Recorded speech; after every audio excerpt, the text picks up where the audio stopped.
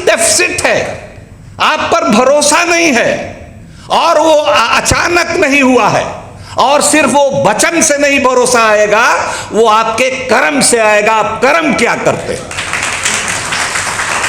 सवेरे सवेरे हमारे पसमानदा मुसलमान तो छोड़ दीजिए, सारे मुसलमान भी छोड़ दीजिए, जितने भी डेमोक्रेटिक लोग हैं, सेकुलर लोग हैं, इंसाफ पसंद लोग हैं, इंसानियत में भरोसा रखते हैं, अखबार देखते हैं, टीवी चैनल खोलते हैं, तो इस तरह के जहरीले बयान आते रहते हैं, लगता है जैसे हम लोगों के पीठ पर कोई कोड़ा मार रहा है,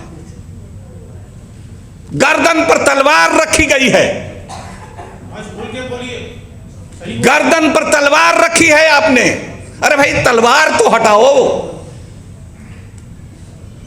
तो ये हमारे ही साथ हम नई बात ये कह रहे हैं, या उसको इन लोगों से सीख के कह रहे हैं कि ये हमारी लड़ाई अकेले की लड़ाई नहीं है। हम इसलिए बहुजन की बात कर रहे हैं, पसमानदा, हम माफ कीजिएगा, हम ठीक है कि ये अल्पसंख्यक शब्द है, लेकिन इतना आजादी के बाद ये अल्पसंख्यक, अकलियत, माइनॉरिटी रटा गया है कि हम लोगों के अंदर एक एहसास कमतरी, इंफीरियरिटी कॉम्प्लेक्स हीन भावना पैदा हो गई है। हम लोगों को अकलियत कहते कहते कमखला बना दिया है। तो इस सिंड्रोम से निकलना होगा।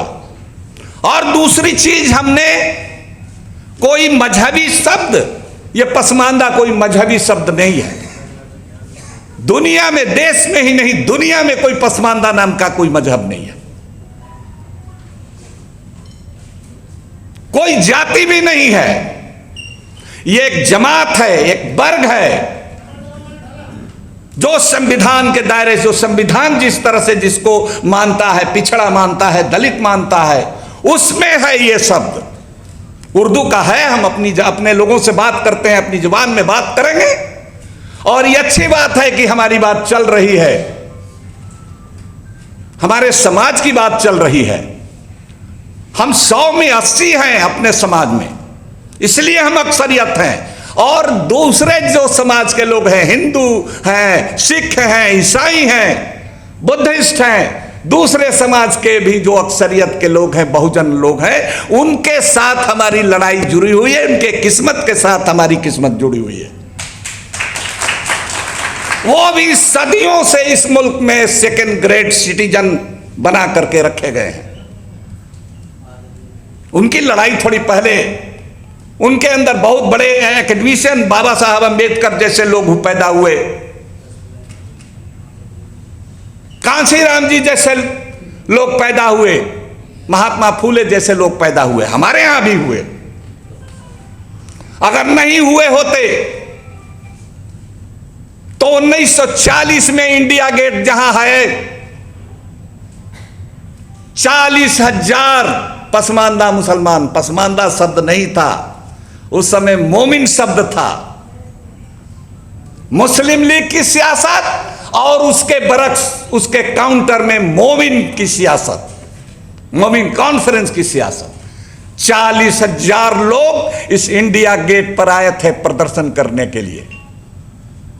कोई मराहत सरकार की कोई सुविधा मांगने के लिए नहीं, कोई सूद के लिए सब्सिडी मांगने के लिए नहीं, कोई नौकरी रोजगार मांगने के लिए नहीं आए थे कि मुल्क का बंटवारा मजहब की बुनियाद पर मत करो।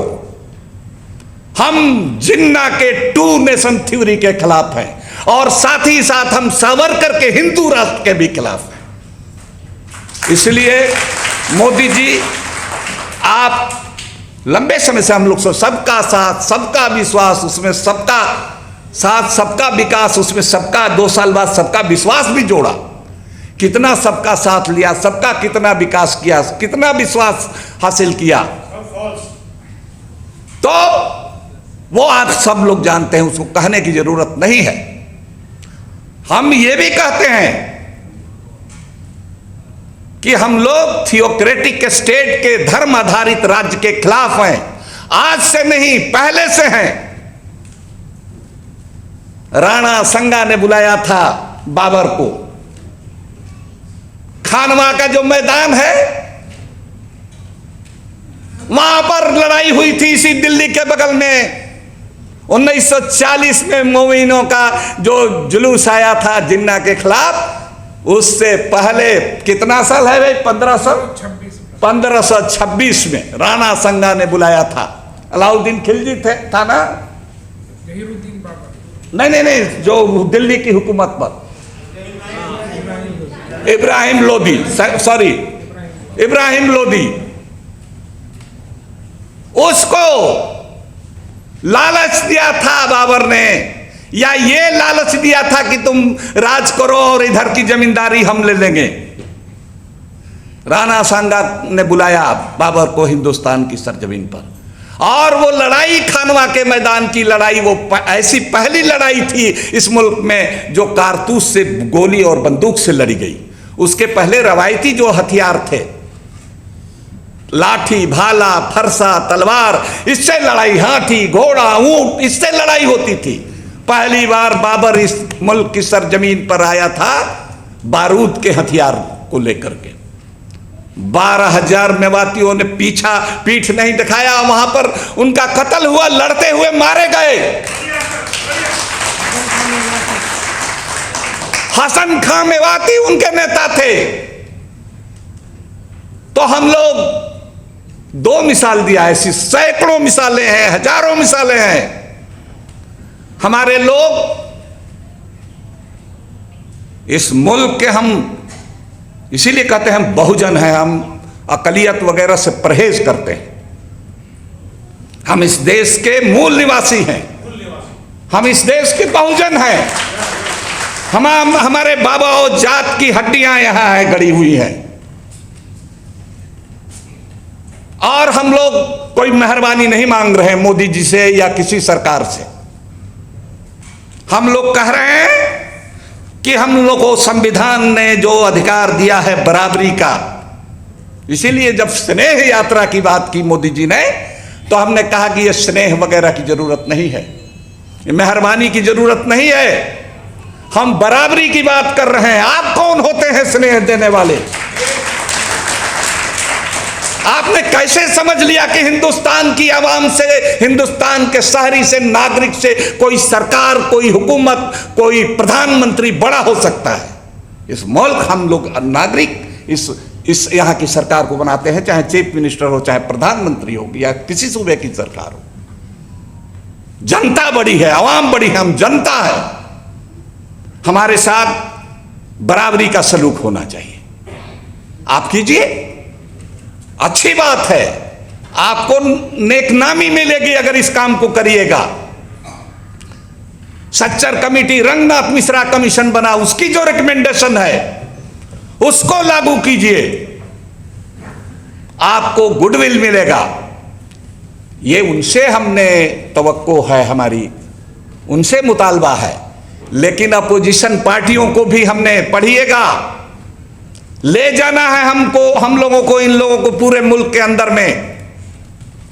अपोजिशन पार्टियों से भी हमने कहा है कि हम लोगों को टेकन फॉर ग्रांटेड मत लीजिए। हम लोग किसी के खूंटे में नहीं बने कि ये हमको वोट देंगे नहीं तो जाएंगे कहां। और हम लोग, ये निराशा पैदा हुई है, हमारे लोग मॉब लिंचिंग में मारे जाते रहे हैं, हमारे लोगों को घर वापसी के नाम पर, गोरक्षा के नाम पर, लेकिन कहीं कोई मातम पुरसी के लिए नहीं जाता है, अपोजिशन का आदमी भी नहीं जाता, इतने डरे हुए लोग हैं।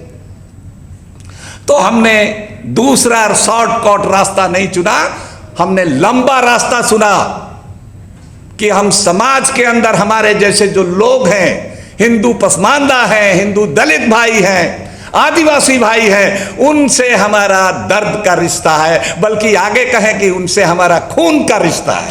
हम वहीं से यहां आए हैं।